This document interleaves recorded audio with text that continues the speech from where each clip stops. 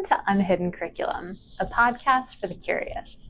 I'm Dr. Megan Puglia, and each episode we'll pull back the curtain on science, academia, and the messy, meaningful paths we take along the way. Whether it's decoding data, navigating higher ed, or surviving your first conference talk, this show will give you the tools, tutorials, and truth no one puts into the syllabus. So let's get into it. First, a little bit about me. I'm a neuroscientist, a mentor, a lab leader, and a first-generation college graduate who spent almost 2 decades navigating the hidden curriculum of academia and helping others do the same. Why am I adding podcaster to this list? Well, each semester I have the privilege of mentoring over 30 students in my lab at any given time, which is incredible, but it also means that not everyone can make it to our weekly lab meetings. It's just not possible to align that many people's schedules. So I started thinking, what if I recorded these lessons so students could follow along whenever they had time? And then I thought about the over 100 students who apply to join my lab every year. These are amazing students that I simply don't have room to accept. What if they could learn from this too? And then I thought, why stop there? Why gatekeep knowledge that could help someone find their path in science or just better understand the world? Because I truly do believe that everyone deserves the access to knowledge and the power to shape it. So here we are. I'm so glad you're here. Let's kick off lesson 1. Today, we're going to cover what is a hidden curriculum, why does it matter, and what does it take to make it in science? I'll give you a hint. It's not your GPA. So first, what is a hidden curriculum? A hidden curriculum refers to the unwritten, unofficial, and often unintended lessons, values, and perspectives that operate alongside the formal curriculum. That's the official lessons, lectures, and objectives that your class is trying to teach you. This hidden curriculum profoundly shapes how people learn to navigate systems of power, authority, and success. So why does it matter? Well, the hidden curriculum often advantages people with prior exposure to the system, like students from well-resourced backgrounds or those with parents in academia. And it disadvantages others, such as students from marginalized communities or first-generation students. That's why naming it and demystifying it can help make education and professional advancement more equitable. If you've ever thought, wait, everyone else knows how this works but me, you've been bumping into the hidden curriculum. So let's unhide this curriculum and start with demystifying what it takes to make it in research. I've broken it down to the top 5 traits that set apart successful researchers. Throughout my career, I've worked with hundreds of motivated undergrads, grad students, postdocs, and brilliant collaborators. And over time, I've noticed certain traits that set the superstars apart. It's not their GPA or where they came from, but this. Number 1 is curiosity. This is an eagerness to ask questions and dig deeper. The best researchers are the ones who wonder. They notice things. They ask why. They follow that itch of, that's weird, and let it lead them somewhere new. Having ideas, big ones, small ones, even half-baked ones, it's what keeps the whole engine running. You don't need to be right, you just need to be interested. Curiosity gives you a reason to read a little more, stay a little later, or try that analysis one more time. It turns obstacles into puzzles. It keeps the work alive. And the good news, you don't have to be born with it.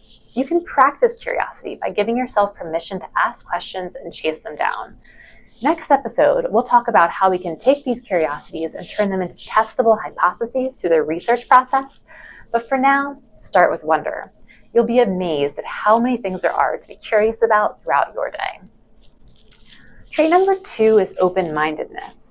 This is being willing to change your mind when the evidence changes. This one is deceptively hard. Science will constantly challenge your assumptions. The strongest researchers are the ones who can say, I was wrong, without ego getting in the way. Open-mindedness means welcoming feedback, being flexible in your thinking, and letting data guide you, even if it takes you somewhere where you didn't expect. In science, changing your mind isn't a weakness, it's a superpower. And particularly when you're just starting out, be open-minded to any and all opportunities that come your way. Take classes outside of your wheelhouse or your major, join new clubs, try to get exposure to as many techniques and technologies as you can. It's totally okay if it doesn't work out and you hate it. In fact, that's a good thing. because ruling out things you don't want to do is just as important and valuable as ruling in things you do want to do. Trait number 3 is initiative. This is taking action without waiting to be told what to do. Great researchers look for ways to contribute. They read ahead, they ask questions, they try things out, they follow threads that weren't assigned just because something sparked their interest. Initiative doesn't mean going rogue, it means taking ownership. It means seeing a task, a problem, an opportunity, and deciding, I'm going to take a crack at this. It's one of the clearest signs someone's going to thrive in research. Up next, number 4 is persistence. This is sticking with hard problems even when progress is slow. Persistence doesn't mean blind repetition. It means staying engaged long enough to try again with a new approach. It's about grit, not perfection. Every great paper, every huge breakthrough is built on the back of things that didn't work until one day something did. Research is full of dead ends, errors, broken code, failed experiments, and reviewer number 2.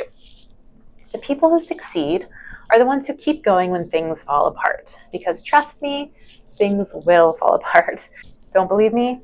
Check out this list of all the programs I didn't get into, the jobs I wasn't hired for, grants I didn't get funded, and the journals that I didn't publish in. I'll wait.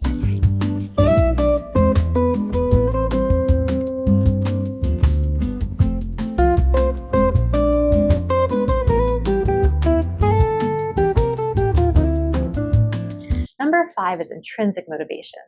This is a genuine interest in the work itself. The best researchers love the process. Not every moment, but the big picture.